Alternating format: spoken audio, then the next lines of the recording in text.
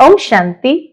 आज 13 जून 2025 के बाबा के अनमोल मधुर महावाक्य सुनेंगे। आज की मुरली में बाबा कहे, बच्चे तुम इस बेहद के ड्रामा में एक्टर्स हो, पाठधारी हो, तो तुम्हें सदैव ये स्मृति रहनी चाहिए कि अब ये खेल पूरा हो रहा है, अब हमें घर जाना है।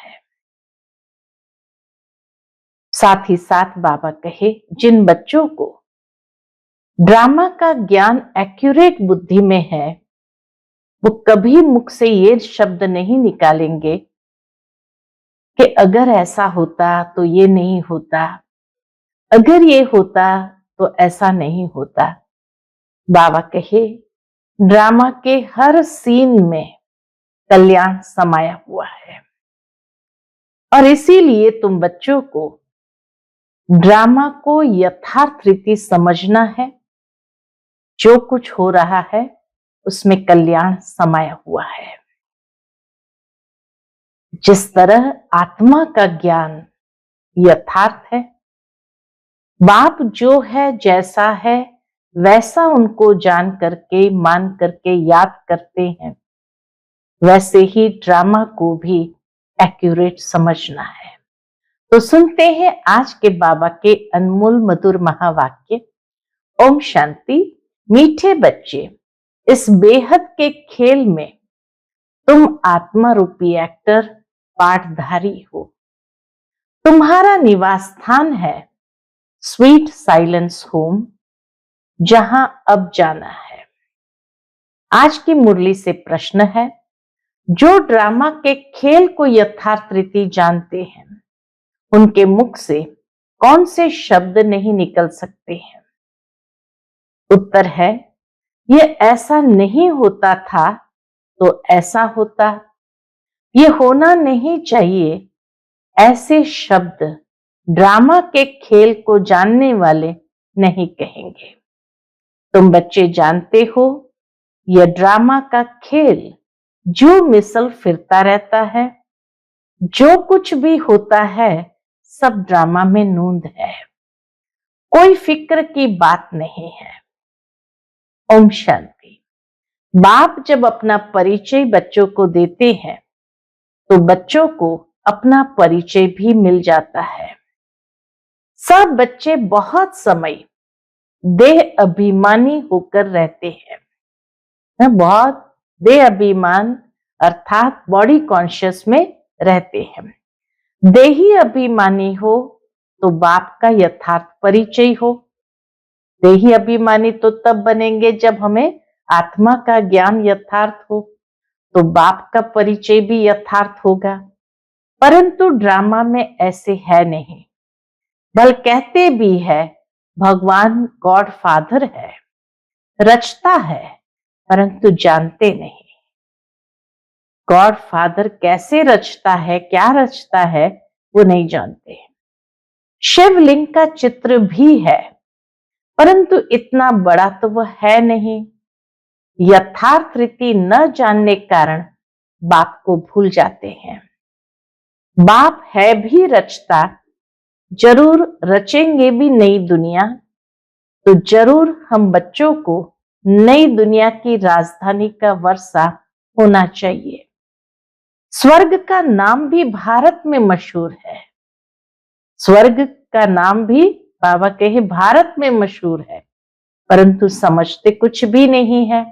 कैसे मशहूर है भारत में? बाबा कहते हैं फलाना मरा स्वर्ग पधारा। अब ऐसे कभी होता है क्या?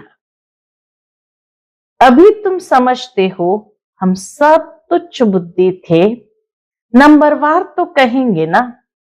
मुख्य के लिए ही समझानी है कि मैं इनमें आता हूं। बहुत जन्म वाले अंतिम शरीर में शिव बाबा आते ही है, बहुत जन्म लेने वाले के अंतिम शरीर में। यह है नंबर 1। बच्चे समझते हैं, अभी हम उनके बच्चे ब्राह्मण बन गए। यह सब है समझ की बातें। बाप इतने समय से समझाते ही रहते हैं, नहीं तो सेकंड की बात है बाप को पहचानना। बाप कहते मुझे याद करेंगे तो तुम्हारे विकर्म विनाश होंगे। निश्चय हो गया, फिर कोई भी बात में प्रश्न आदि उठ नहीं सकता। जैसे ही निश्चय बुद्धि हुए अर्थात प्रश्न समाप्त। बाप ने समझाया है, तुम पावन थे जब शांति धाम में थे। यह बातें भी तुम ही बाप द्वारा सुनते हो कि हम पावन थे जब शांति धाम में थे, फिर नीचे आए तो पतित बनते गए और फिर अभी पावन बनना है। तो ये बातें बाप के द्वारा ही हम सुनते हैं, दूसरा कोई सुना न सके। तुम जानते हो हम आत्माएं वहां की रहवासी है। जैसे नाटक के एक्टर्स कहेंगे हम यहाँ के रहवासी है, कपड़ा बदलकर स्टेज पर आ जाएंगे। अभी तुम समझते हो हम यहाँ के रहवासी नहीं हैं। यह एक नाटकशाला है। यह अभी बुद्धि में आया है कि हम मूल वतन के निवासी हैं, जिसको स्वीट साइलेंस होम कहा जाता है। इसके लिए ही सब चाहते हैं, क्योंकि आत्मा दुखी है ना, तो स्वीट साइलेंस होम यानी मुक्ति धाम में जाना चाहती है, क्योंकि आत्मा दुखी है ना। तो कहते हैं हम कैसे वापस घर जाए। घर का पता न होने के कारण भटकते हैं। अभी तुम भटकने से छूटे, बच्चों को मालूम पड़ गया है अभी तुमको सचमुच घर जाना है। अभी समय आ चुका है, अब सचमुच घर जाना है। अहम आत्मा इतनी छोटी बिंदी है, यह भी वंडर है, जिसको कुदरत कहा जाता है। इतनी छोटी बिंदी में इतना पार्ट भरा हुआ है। परम पिता परमात्मा कैसे पार्ट बजाते हैं यह भी तुम जान गए हो। सबसे मुख्य पार्टधारी वह है, करण करावनहार है ना। बाबा के शिव बाबा ही करण करावनहार है ना, तो सबसे मुख्य पार्टधारी भी वह है। तो मीठे मीठे बच्चों को यह अभी समझ में आया है, कौन सी बात, कि हम आत्माएं शांति धाम से आती है। आत्माएं कोई नई थोड़ी निकलती है जो शरीर में प्रवेश करती है, नहीं। आत्माएं सभी स्वीट होम में रहती है, वहां से आती है पार्ट बजाने। सभी को पार्ट बजाना है, ये खेल है। ये सूर्य चांद स्टार्स आदि क्या है, ये सब बत्तियां हैं जिसमें रात और दिन का खेल चलता है। कितना सिंपल शब्दों में बाबा ये ड्रामा का खेल हम बच्चों को समझाते हैं कि कैसे आत्माएं शांति धाम से नीचे आती है, पार्ट बजाती है। ये खेल जहां बना हुआ है, तो सूर्य चांद स्टार्स ये सब बत्तियां हैं जो दिन और रात की बत्तियां जगाते हैं। कई कहते हैं सूर्य देवताय नमः, चंद्र देवताय नमः, परंतु वास्तव में ये कोई देवताएं है नहीं। इस खेल का किसको भी मालूम नहीं है। सूर्य चांद को भी देवता कह देते हैं। वास्तव में यह सारे इस विश्व नाटक के लिए बत्तियां है। सूर्य चांद सितारे यह सब सारे विश्व नाटक के लिए बत्तियां हैं। हम रहवासी है स्वीट साइलेंस होम के, यहां हम पार्ट बजा रहे हैं। ये जो मिसल चक्र फिरता रहता है, जो कुछ होता है ड्रामा में नूंद है। ऐसे नहीं कहना चाहिए कि ऐसे नहीं होता था तो ऐसे होता था, ये तो ड्रामा है ना। मिसला, जैसे तुम्हारी मां थी, मम्मा मां थी, ख्याल में तो नहीं आता था ना कि चली जाएगी। अच्छा शरीर छोड़ दिया, ड्रामा। अब अपना नया पार्ट बजा रही है। फिक्र की कोई बात नहीं, यहां तुम सब बच्चों की बुद्धि में है हम एक्टर्स हैं। ये हार और जीत का खेल है।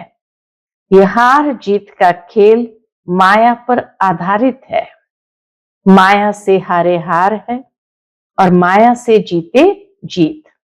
ये गाते तो सब है, परंतु बुद्धि में ज्ञान जरा भी नहीं है। तुम जानते हो माया क्या चीज है? ये तो रावण है, जिसको ही माया कहा जाता है। रावण को ही माया कहा जाता है, जिसके भ्रम में मनुष्य आ जाते हैं। धन को संपत्ति कहा जाता है, धन को माया नहीं कहेंगे। मनुष्य समझते हैं इनके पास बहुत धन है, तो कह देते माया का नशा है।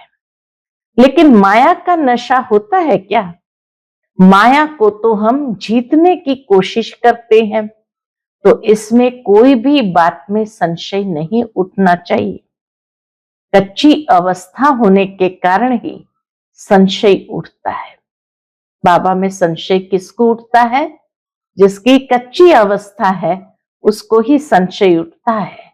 अभी भगवान वाच है किसके प्रति? आत्माओं के प्रति। भगवान तो जरूर शिव ही चाहिए जो आत्माओं प्रति कहे। श्री कृष्ण तो देहधारी है, वह आत्माओं के प्रति कैसे कहेंगे? तुमको कोई देहधारी ज्ञान नहीं देता। बाबा कहे तुमको कोई देहधारी ज्ञान नहीं सुनाते हैं। बाप को तो देह है नहीं, और तो सबको देह है। जिनकी पूजा करते हैं उनको याद करना तो सहज है। देहधारी देह को याद करना तो सहज है। तो सारे देवी देवताओं की पूजा करते हैं, सब देहधारी है, तो देहधारी को याद करना सहज है।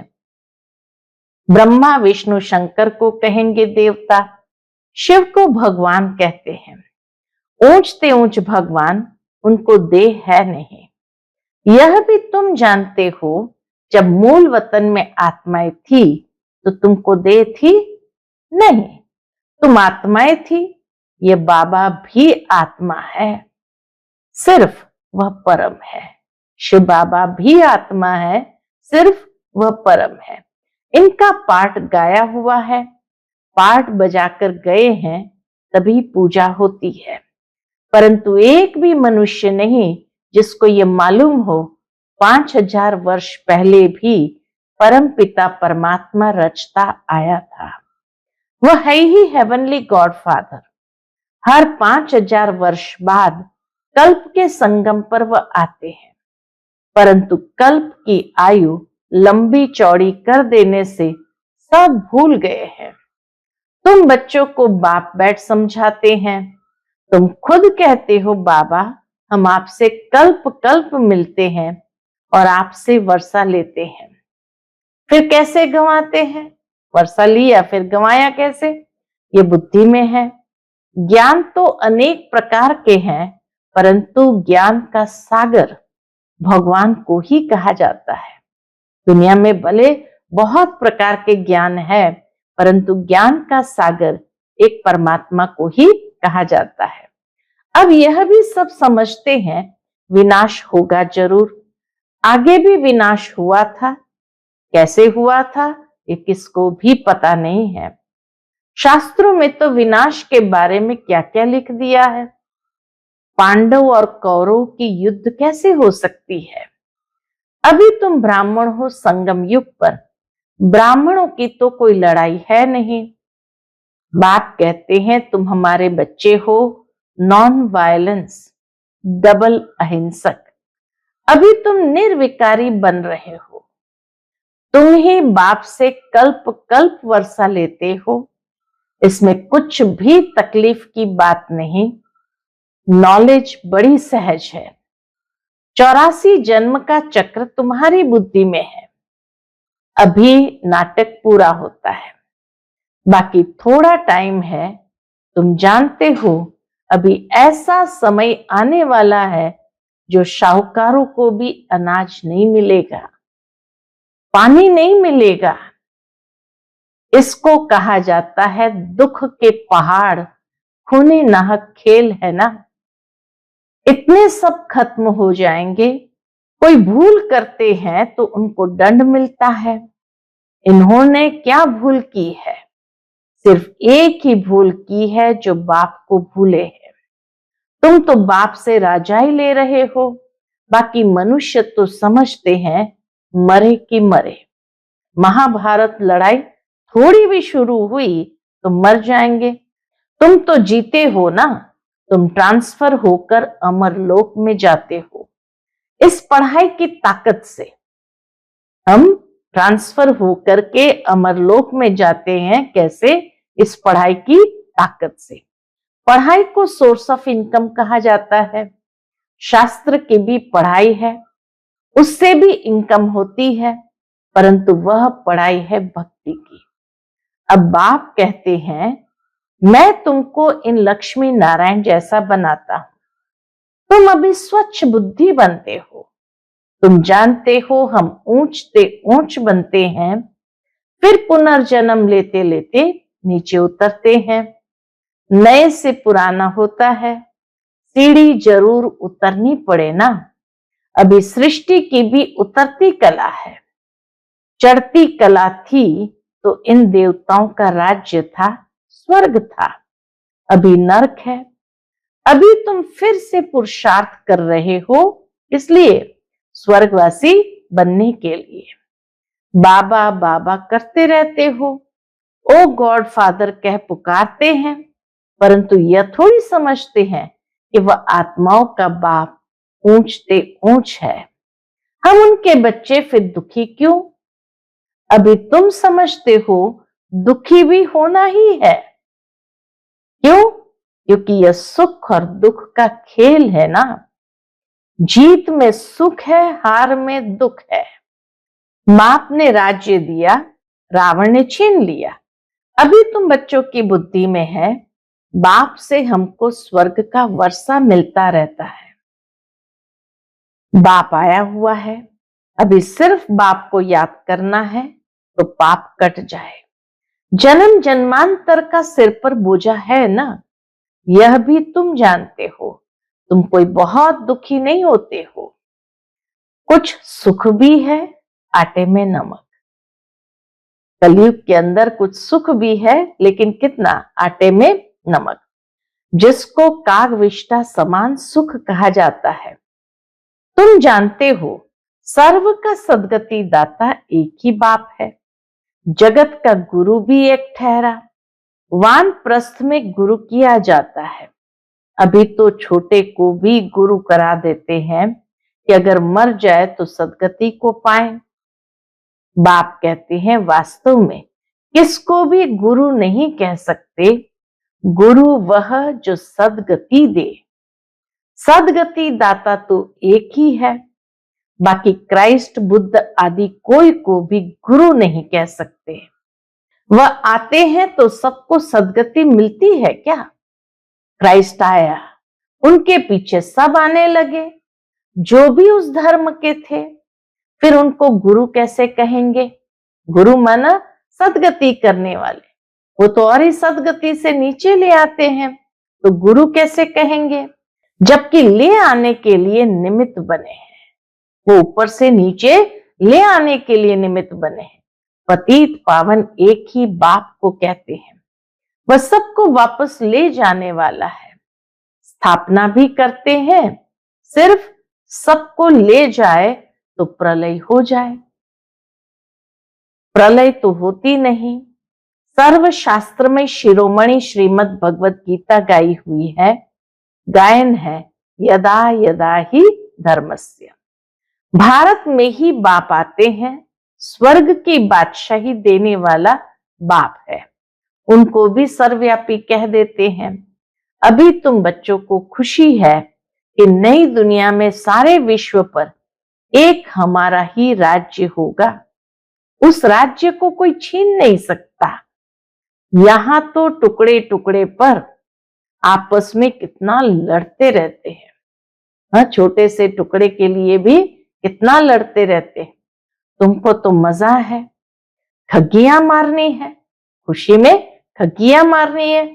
कल्प कल्प बाबा से हम वर्षा लेते हैं, तो कितनी खुशी होनी चाहिए। बाप कहते मुझे याद करो, फिर भी भूल जाते हैं। कहते हैं बाबा योग टूट जाता है। बाबा ने कहा है योग अक्षर निकाल दो, वह तो शास्त्रों का अक्षर है। बाप कहते हैं मुझे याद करो, योग भक्ति मार्ग का अक्षर है। बाप से बादशाही मिलती है स्वर्ग की। उनको तुम याद नहीं करेंगे तो विकर्म विनाश कैसे होंगे, राजाएं कैसे मिलेगी। याद नहीं करेंगे तो पद भी कम हो जाएगा, सजा भी खाएंगे। याद नहीं करेंगे तो क्या होगा, पद भी कम हो जाएगा और सजा भी खाएंगे। यह भी अकल नहीं है। इतने बेसमझ बन पड़े हैं। मैं कल्प कल्प तुमको कहता हूं, क्या कहता हूं, माम एकम याद करो। जीते जी इस दुनिया से मर जाओ, बाप की याद से तुम्हारे विकर्म विनाश होंगे और तुम विजयी माला का दाना बन जाएंगे। कितना सहज है। ऊंचते ऊंच शिव बाबा और ब्रह्मा दोनों हाईएस्ट है। ऊंचते ऊंच शिव बाबा और ब्रह्मा दोनों ही हाईएस्ट है। वो पारलौकिक और यह अलौकिक। बिल्कुल साधारण टीचर है। वह टीचर्स फिर भी सजा देते हैं। कोई होमवर्क नहीं करते तो पहले के समय में तो सजा देते थे कि बाहर खड़े हो जाओ, बेंच पर खड़े हो जाओ। लेकिन यहां तो बाबा किसी को सजा नहीं देते हैं, यह तो पुचकार देते हैं। कहते हैं मीठे बच्चे बाप को याद करो। सतो प्रधान बनना है। पतित पावन एक ही बाप है। गुरु भी वही ठहरा और कोई गुरु हो न सके। कहते हैं बुद्ध पार निर्वाण गया, ये सब कपोड़ा है। एक भी वापस जा न सके। स्वयं भगवान कहते हैं एक भी वापस जा नहीं सकते। सबका ड्रामा में पार्ट है। कितनी विशाल बुद्धि और खुशी रहनी चाहिए। ऊपर से लेकर सारा ज्ञान बुद्धि में है। ब्राह्मण ही ज्ञान उठाते हैं, न शूद्र में न देवताओं में ये ज्ञान है। अब समझने वाला समझे, जो न समझे उनको मौत है। पद भी कम हो जाएगा। स्कूल में भी नहीं पढ़ते तो पद कम हो जाता है। अलफ बाबा बेबादशाही। हम फिर से अपनी राजधानी में जा रहे हैं, फिर से अपनी राजधानी में जा रहे हैं। ये पुरानी दुनिया खत्म हो जाएगी। अच्छा, मीठे मीठे सिकिलदे बच्चों प्रति माता पिता बाप दादा का याद प्यार और गुड मॉर्निंग। रूहानी बाप की रूहानी बच्चों को नमस्ते। हम सब रूहानी बच्चों की रूहानी माता पिता बाप दादा को याद प्यार, गुड मॉर्निंग और नमस्ते नमस्ते। शुक्रिया बाबा, शुक्रिया। आज की मुरली से धारणा के लिए मुख्य सार है। पहली पॉइंट, बाप हमें ऐसे नए विश्व की राजाएं देते हैं जिसे कोई भी छीन नहीं सकता। इस खुशी में खग्गियां मारनी है।